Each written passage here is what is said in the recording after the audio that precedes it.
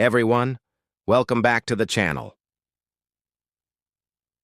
The night shift at St. Vincent Memorial in New York was never quiet. But tonight felt wrong. The fluorescent lights flickered above the empty hallways, and the usual hum of machines sounded slower, almost as if the building itself was breathing. Nurse Claire Monroe had worked here for 7 years. She'd seen overdoses, shootings, and deaths that came in waves, but what lingered tonight was different, a heavy silence that pressed against the walls. It began after room 417 was reopened. The patient in that room, according to records, didn't exist. No name, no insurance, just a handwritten note on the file. Admit under observation. Do not move. When Claire asked who authorized it, the attending physician shrugged. Administrative transfer. Keep him sedated. By midnight, she decided to check in. The hallway to room 417 felt colder than the rest of the floor. The motion sensors didn't trigger the lights until she was halfway there, and when they did, they flickered too long before stabilizing. The door was slightly ajar. Inside, the monitors were on, but the bed was empty. The restraints hung loose. A faint static buzz came from the heart monitor, though no patient was attached. Claire frowned, calling out softly, "Sir, you're not supposed to leave your room." Then she noticed it. Footprints. Bare, wet. Leading from the bed toward the window, but the window was locked from the inside. She touched the prints. The floor was freezing. Her radio crackled behind her. "Claire," a voice whispered. Not her supervisor. Not anyone from staff. "He's not gone. He's waiting." She dropped the radio. The sound that came next was faint. The creak of the hospital bed behind her. She turned slowly. The restraints now hung differently, as if someone had just climbed back in. "Hello?" she whispered again. The heart monitor beeped once, then flatlined. By 12:45 a.m., the power went out across the entire East Wing. Backup lights flickered red, painting the hallway like an open wound. Security cameras failed, and the few staff left on duty gathered at the nurses' station. The intercom buzzed with static, and then a voice, male, low, deliberate. "Do not look at the clocks." Claire froze. There were digital clocks at every intersection in the hospital. As if on cue, each began to glitch, the numbers reversing, ticking backward. 12:48, 12:47, 12:46. One of the doctors laughed nervously. "Power surge," he muttered. But when he checked his watch, it too spun backward. Seconds rewound. The lights flickered again, and he was gone. Simply not there anymore. His clipboard hit the floor, pages scattering like feathers. The staff screamed. One nurse bolted toward the emergency exit. The alarms didn't trigger. When Claire followed, she found the hallway looping, the same door repeating every 20 steps. The hospital had become a maze. The air grew heavy, smelling of rust and something sweet, like blood left too long in metal trays. Her phone buzzed. Unknown caller. She hesitated, then answered. "Claire." The voice was her own, shaking, breathless. "You have to get out. Don't trust—" The line went dead. She dropped the phone, heart racing.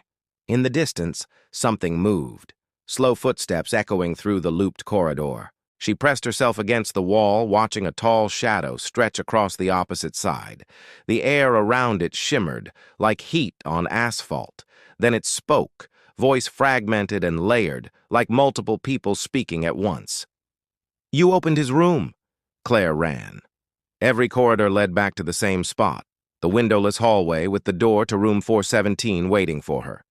On the floor, fresh footprints glistened in the red light. They led inside. She stepped in. The bed was now occupied. The figure lying there was bandaged head to toe, face hidden, chest barely rising. The monitor beeped slowly again. She checked the IV line. It was dry, yet the machine showed a pulse. Her trembling hand reached for the bandage. She shouldn't. Every instinct screamed no, but she peeled a small section away from the face. Underneath was skin, pale, gray, smooth, no mouth, no eyes, just faint impressions where features should be. Then it moved. The head turned toward her, neck cracking. A slit opened across the blank face, stretching into a jagged grin. A whisper leaked out, cold and wet. "You shouldn't have come back!" The overhead light burst, showering sparks. When Claire stumbled backward, the figure sat up. The machines screamed, alarms overlapping, distorted voices whispering through them. "Time doesn't heal here," they said. "It remembers." She ran again. Through the looping halls, the red emergency lights strobing faster and faster. Every turn showed more. The same missing doctor, now frozen mid-step, his body still standing, but his eyes hollow. Others, too, nurses suspended mid-run, faces stretched in silent screams. The clocks on the walls spun uncontrollably, digits blurring until no numbers remained. When she finally reached the stairwell, she saw herself. Standing on the steps below, wearing the same uniform, holding the same clipboard. The other Claire looked up, eyes wide with terror. "He's right behind you," she said. Claire turned. Darkness filled the hallway. It moved like liquid, crawling toward her. Within it, faint glimmers, fragments of faces, whispers, reaching hands. The thing stepped out, impossibly tall, body made of shadows and static.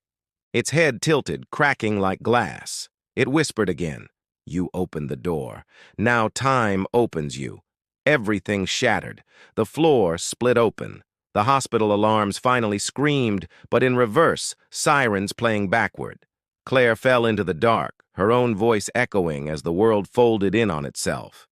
When she opened her eyes, she was standing in room 417 again. The bed was empty. Her radio buzzed softly. "Claire," the voice said, "her supervisor's this time. Patient in 417 is stable. Check on him." She looked at the clock. 11:59 p.m. The shift hadn't started yet. The clock on the wall hit midnight again. Claire blinked, realizing she was standing in the exact same spot as before. Outside room 417, clipboard in hand, heart pounding, though she didn't know why. Her radio crackled faintly, the same voice whispering her name. Déjà vu? No. Something worse.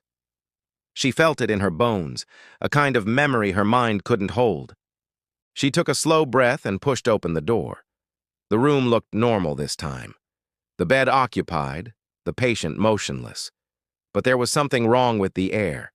Too still, too cold. She stepped closer and checked the monitors. Pulse, steady. Oxygen, fine. The heart rate line pulsed like a heartbeat, but it wasn't synchronized to the sound in the room. The rhythm was off, faster, like a second pulse beneath the first. Then the patient exhaled, not through the mouth, but through the skin. The bandages fluttered, releasing a sound like whispering voices. Claire stepped back, nearly dropping her chart. The whispering grew clearer, words forming, overlapping, hundreds of them, names, dates, and among them, hers. Claire Monroe. Admission pending. She ran from the room, the whispers following her like echoes in her skull. The hallway lights strobed, each flicker revealing flashes of faces. Old patients, the doctor who vanished, her own reflection in the glass turning toward her even when she didn't move. She reached the nurse's station, trembling. The computer screens all showed the same image. Her, sitting motionless in room 417, staring at a bed that wasn't there. A voice behind her broke the silence. "It remembers you." She spun around. A man stood there, tall gray suit, no ID tag. His face was wrong, too symmetrical, like it had been built rather than born. "Who are you?" she demanded. "I'm what he leaves behind," the man said calmly. "You shouldn't have looked at the clocks." Claire stepped back. "What is this? A hallucination?" He smiled, and his skin split slightly along his jaw, like a crack in porcelain. "No, a continuation." The intercom buzzed overhead. Static filled the hall. Then a voice, her own again. "Don't trust him." The suited man's head twitched. The lights dimmed. For a second, his shadow stretched across the ceiling, long, spider-like limbs reaching toward her. Claire bolted for the elevator. The button lit up, but the doors didn't open. Instead, the floor indicator began counting backward. 6, 5, 4, 3. Then the doors slid open. The elevator was filled with fog. She hesitated, but something inside whispered her name. Not like a warning, but like a memory. She stepped in. The doors closed and the descent began. The lights flickered between red and white, illuminating flashes of faces behind her, pale, eyeless, pressed against the glass. Each time the lights dimmed, they were closer.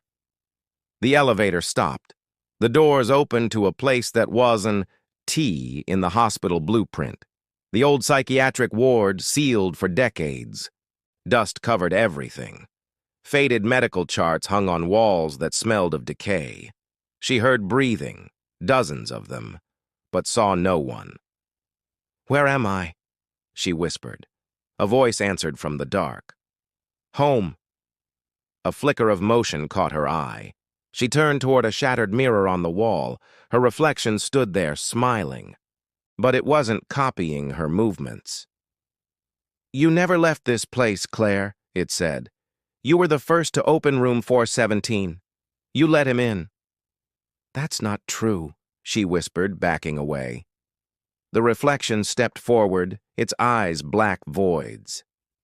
"You can't remember because he takes the moments he doesn't like." The lights died. In the darkness, something cold brushed her arm. She screamed and ran, slamming into a door at the end of the hall. It opened into a surgical theater. Old equipment rusted in the corners. On the operating table, the bandaged figure from room 417. The monitors came to life. The suited man stood behind it now, his face unraveling like smoke. "You were supposed to finish the operation," he said. "We can't move forward until time stops again." The heart monitor began to tick backward. Each sound echoed through her chest like it was synced to her heartbeat. "What are you talking about?" she gasped. The man reached out his hand. "You were the doctor, Claire, not the nurse. You built him to trap death, and now he's free." The bandaged figure sat up again, the grin wider, flesh rippling. The man dissolved into it, their forms merging, voices blending. "He doesn't die," they whispered together. "He just changes names." The room filled with the sound of clocks, hundreds of them, ticking out of rhythm. The walls pulsed like veins. Claire stumbled back, covering her ears, but the sound was inside her head. She fell to her knees, crying, "Make it stop!" The air around her froze. Then, silence. She opened her eyes. She was back at the nurse's station. The monitors normal, the hallway quiet. Morning light spilled through the window. A doctor approached her, smiling kindly. "Rough night?" he asked. She looked around. Everything looked normal again. "Yeah," she breathed. "Just a long shift." The doctor handed her a clipboard. "Room 417, he said. "New admission. Observation only. Do not move." Claire's blood ran cold. The name on the file was hers, Claire Monroe. Admit under observation. She looked up, but the doctor was gone. Only the faint echo of ticking remained, growing louder. She turned toward the hall. Room 417's door was already open, waiting.